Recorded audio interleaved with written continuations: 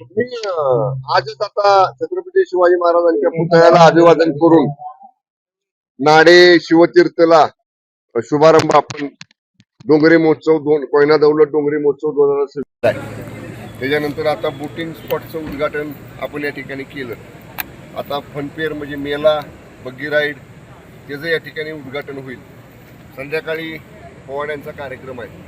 रोज वेगवेगळे आता काय कालच्या पावसामुळे फक्त उद्यापासून कृषी पशु पक्षी महिला बचत गटांचं ते प्रदर्शन आहे ते उद्यापासून सुरू होईल. खाद्य जत्रा आहे त्याचं आजच उद्घाटन करतोय आम्ही.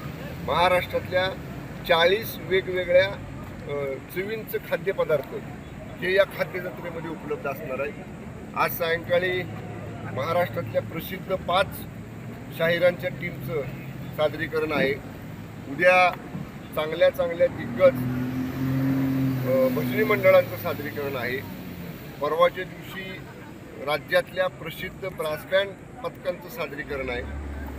5 तारखेला एक दिवसीय लावणी महोत्सव आहे आणि 6 तारखेला या सर्व कोयना दौलत डोंगरी महोत्सवाची सांगता या ठिकाणी होणार आहे. आणि त्यावेळी सांस्कृतिक हिंदी मराठी असा मिश्र अशा पद्धतीचा सांस्कृतिक कार्यक्रम आहे. ग्रामीण भागात हा कार्यक्रम घेतला गेला आहे. इथल्या जो डोंगरी भाग आहे त्यांना ही पर्वणी आहे. अशा पद्धतीनं म्हणजे त्याचा लोकांनी लाभ घ्यावा कशाबद्दल सांगा. गेल्या वेळी पहिल्यांदा आपण केला, अल्प प्रमाणात होता 2-3 दिवसाचा. यावेळी 5 दिवसाचा आपण डोंगरी महोत्सव करतो आहे. आणि आता ह्या बघाल तुम्ही पहिल्या दिवशीच उद्घाटन झाल्या गर्दी लोकांनी बोटिंगसाठी किती केलेली आहे. तसंच आता बाकी सगळ्या इव्हेंटला तेवढ्याच पद्धतीची गर्दी लोकांची होणार आहे.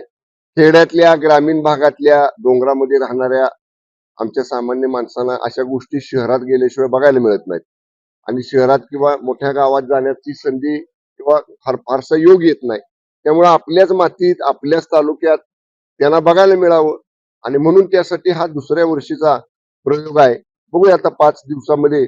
पण मला विश्वास आहे जे आम्ही नियोजन केलेलं आहे, जी पूर्वतयारी केलेली आहे, अत्यंत चांगला प्रतिसाद मिळेल आणि अगदी शिस्तबद्ध पद्धतीनं हा पूर्ण डोंगरी महोत्सव पार पडेल.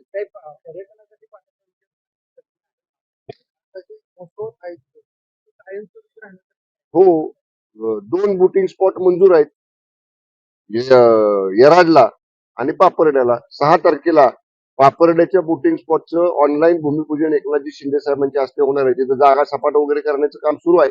या 2 गोष्टी आपण करतोय. अंतिम स्टेज मध्ये आहे आमचं नेहरू गार्डनचं, जे आम्ही एकदम लुक बदलतोय. मोठा प्रोजेक्ट नेहरू गार्डनच्या ब्युटिफिकेशनचा आणि तिथं स्कायवॉक आपण बसवायचं नियोजन.